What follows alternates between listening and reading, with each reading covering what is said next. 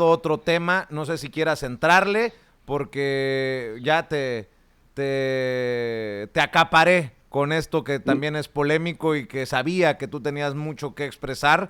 Si quieres hablar, hablemos de la violencia en la zona sur contra los migrantes y cómo está creciendo el problema.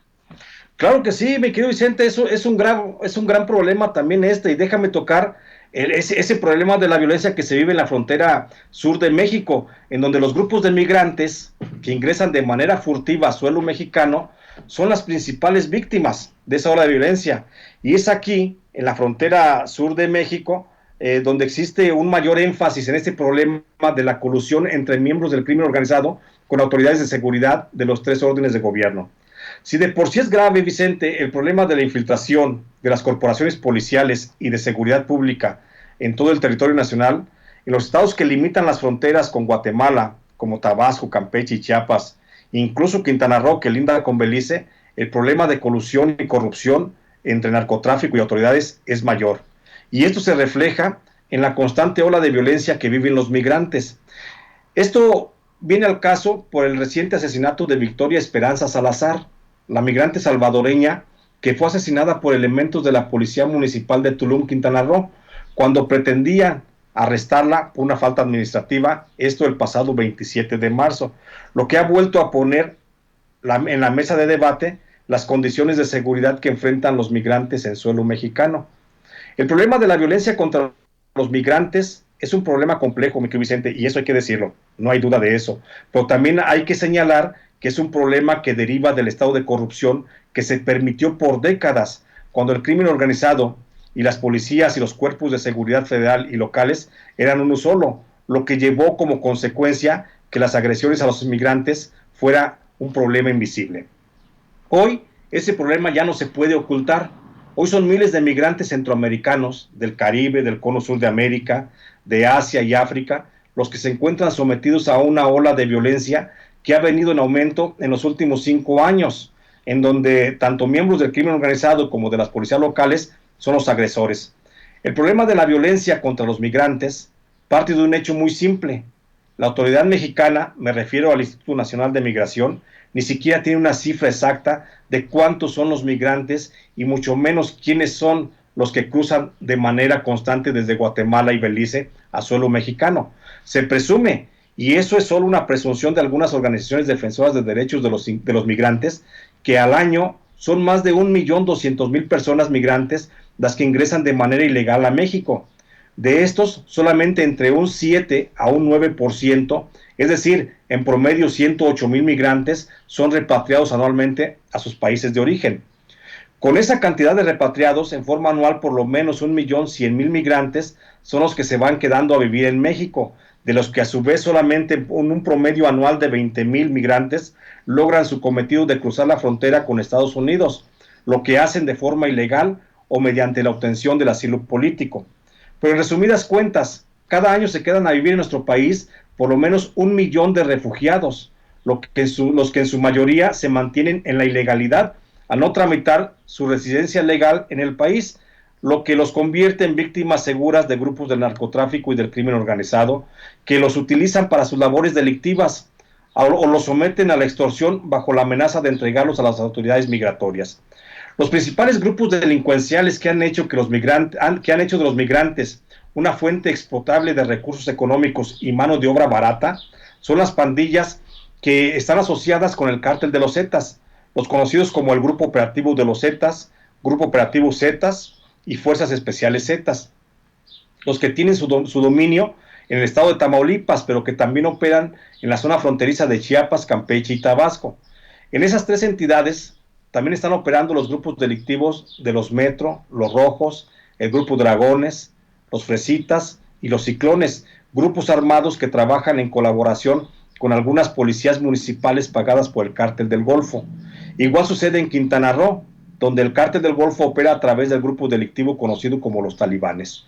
A estos grupos delictivos que operan en Tabasco, Chiapas y Campeche, se suman también la presencia del grupo de los Queenies, que pertenece al Cártel Jalisco Nueva Generación, así como los grupos de los Tena y del Gallito, dos brazos armados del Cártel de la Familia Michoacana y del Cártel de los Caballeros Templarios, respectivamente. Otros grupos que han hecho un botín de las condiciones precarias en las que viven cientos de miles de migrantes que se quedan asentados en los estados del sur son los ardillos y los rojos, asociados con el cártel de los Beltrán Leiva, además de los Aztecas Junior, una decisión del grupo de los aztecas que operan en Chihuahua y que con el respaldo del cártel de Juárez se han extendido hacia la frontera con Guatemala. Igualmente, otras organizaciones criminales que se han asentado en Quintana Roo, que han empujado al alza los índices de violencia contra migrantes, es el cártel de Sinaloa, el que opera en las principales ciudades de esta entidad a través de los grupos del Tigre y el 28, los que antes solo estaban presentes en la península de Baja California. La presencia de estos grupos criminales y el despojo bajo el que viven cientos de miles de migrantes que huyeron de la violencia en sus países sin saber que lo mismo encontrarían al llegar a México, es lo que ha hecho que los índices de violencia contra este sector vayan en aumento. Así, el asesinato de Victoria Esperanza Salazar, que ha sido de impacto mediático importante, no es un hecho aislado. Este feminicidio se suma a los 2.823 homicidios que han tenido que pagar los migrantes solo entre el 2018 y el 2020, que es una cifra negra que obliga a revisar esta ola de violencia. Pero no solo son los homicidios contra migrantes los que han venido a empujar al alza la violencia en estos años. También secuestros, extorsiones, robos, trata de persona y hasta actos de esclavismo han venido creciendo en forma alarmante sin que la autoridad haga algo para frenar esta ola de violencia. Solo en lo que hace a los homicidios contra migrantes del 2018 al 2020, en Tabasco se han registrado 274. En Veracruz, que es un estado de paso, ya suman 436. En Quintana Roo se han registrado 289. En Campeche 278, mientras que en Chiapas ya suman 1.546 homicidios contra migrantes. Pero de todos estos homicidios, todos con carpetas de investigación, por lo menos el 92% está atribuido a miembros del crimen organizado.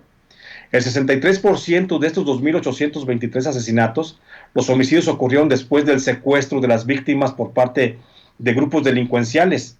El 12% está relacionado con actos de asalto o robo contra las víctimas y el 11% se vincula con actos de extorsión o cobro de piso.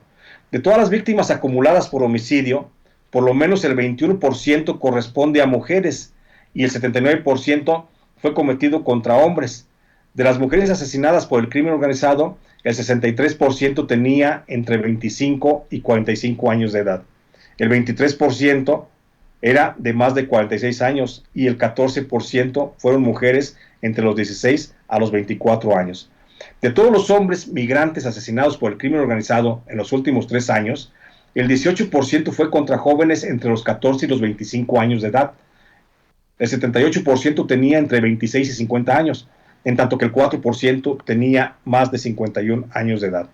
Por eso cobra relevancia, mi querido Vicente, lo que dijo el presidente de El Salvador, Nayib Bukele, al referirse recientemente al problema de la violencia contra los migrantes que ingresan a México por su frontera sur, de lo que dijo que el problema es mayor de lo que se observa, y consideró que hay más agresiones y más agresores, y más víctimas, y ahora corresponde al gobierno federal darle una solución a este problema. Este es mi reporte, mi querido Vicente. Pues de eso y muchas cosas más, espero que la gente se informe en tu espacio que conducirás orgullosamente, y lo digo por la confianza, porque no es poca cosa. Gracias. Que un Jesús Lemus con tantos libros escritos, con tanto bagaje, con tantos años de experiencia, decida lanzarse al ruedo para conducir su espacio en los canales de Sin Censura TV y Sin Censura Media. Búsquelo todos los sábados de 4 a 5 de la tarde después del programa del abogado César Gutiérrez Priego. Para mí es un deleite escucharte, mi querido Jesús, y sobre todo decirte que es un honor aprender del maestro. No, hombre, gracias, de veras gracias, mi querido Vicente, agradezco infinitamente esta oportunidad, que sin duda alguna la aprovecharé para poder difundiendo estos temas que a veces son difíciles publicarlos en otros medios de comunicación, precisamente por lo que ya hablábamos, por la autocensura, por la venta del silencio, por lo que tú gustes y mandes. Pero sin duda alguna aquí estaremos el sábado, por supuesto, pendientes a cada cita con nuestra audiencia para llevarle lo mejor de la semana en cuanto la percepción de información que yo tenga. Y obviamente despidamos invitando a la gente para que te apoye en tus canales, en tus espacios, en redes sociales y en donde escribes y publicas, por favor, Jesús. Gracias, sí, gracias. Mucho me ayudaría la gente si me sigue, me busca en Facebook como Jesús Lemus Barajas y en Twitter como @Lemus Barajas. También si me ayudan compartiendo y dándole la manita esa de like en las publicaciones bueno, aparte también de Sin Censura, por supuesto, y en la de Los Ángeles Times y el Ángel Metropolitano, donde también estoy escribiendo de manera constante y manera muy periódica, y ahí estoy siempre a sus órdenes, estoy en contacto para la interacción y para la retroalimentación informativa, mi querido Vicente. @Lemus Barajas en Twitter y Jesús Lemus Barajas en Facebook. Mi querido Jesús, estamos al pendiente para aceitar, afinar todos los detalles. Por lo pronto te mando un abrazo. Seguro que sí, mi querido Vicente, un abrazo, estamos pendientes. Gracias, es Jesús Lemus hablando con nosotros sin censura.